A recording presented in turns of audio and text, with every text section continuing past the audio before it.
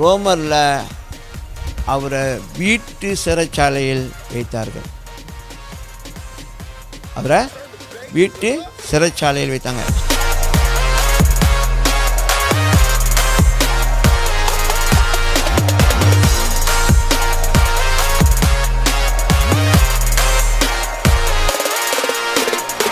AD 61 ADலேருந்து 63 AD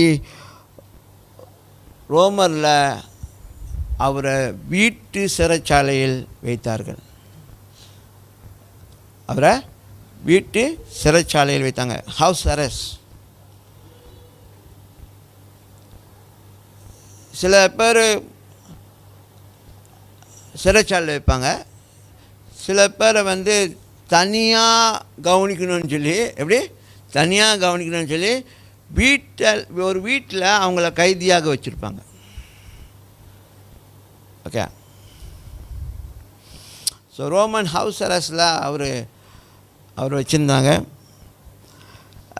இதை குறித்து நமக்கு கொடுக்குற தகவல் லூக்கா இந்த சுவிசேஷம், டாக்டர் லூக்கா, ஓகே, டாக்டர் லியூக், அவர் தான் இதை குறித்து நமக்கு தெரிவிக்கிறார். சரியா? அப்போஸ்தலர் 2வது அதிகாரம் 28வது அதிகாரத்தில் 30வது வசனத்தில் நாம் பார்ப்போம். இந்த மாதிரி அவர் பலவிதமான வீடில் அவரை கைதியாக வச்சுருந்தாங்க. 2 வருஷ காலமாக அவரை வீட்டில் கைதியாக வச்சு விசாரணை மேலே விசாரணை அவர் முன்பாக இருந்தது. ஸோ அதனால் அந்த 2 வருஷம் அவரை வீட்டு சிறைச்சாலையே வச்சுருந்தாங்க. எந்த போதிலும் இங்கே பாருங்கள், இந்த மனுஷன் பாருங்கள் எவ்வளோ ஒரு ஆண்டவருடைய பற்று, ஆண்டவர் நேசிக்கிறாரு, ஆண்டவருடைய வேலையை முடிக்கணும், என்னை அனுப்பின நோக்கத்தை நான் நிறைவேற்றணும்னு சொல்லி அவர் அங்கே வீட்டு சிறைச்சாலையில் இருக்கும்போது அவர் சந்திக்க வந்தாங்கங்களா, அவங்க மத்தியிலே பிரசங்கம் பண்ணார், போதிச்சார்.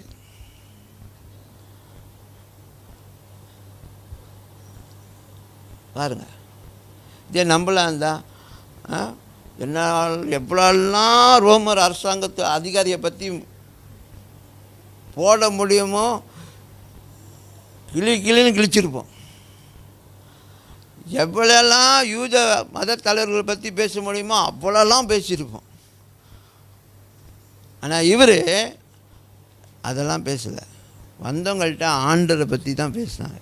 வேதத்தில் உள்ள காரியங்களை அவங்களுக்கு போதிச்சாருங்க. பாருங்கள், நீங்கள் அதை போய் வாசித்து பாருங்கள். அப்போஸ்தலர் 28வது அதிகாரத்தில் 30வது வசனத்தில் அவருக்கு எவ்வளோ விசாரணைகள் இருக்குது. இங்கே பாருங்கள், ஒரு கைதியாக நிறையா கோர்ட்டு ஏற வேண்டியது இருக்குது.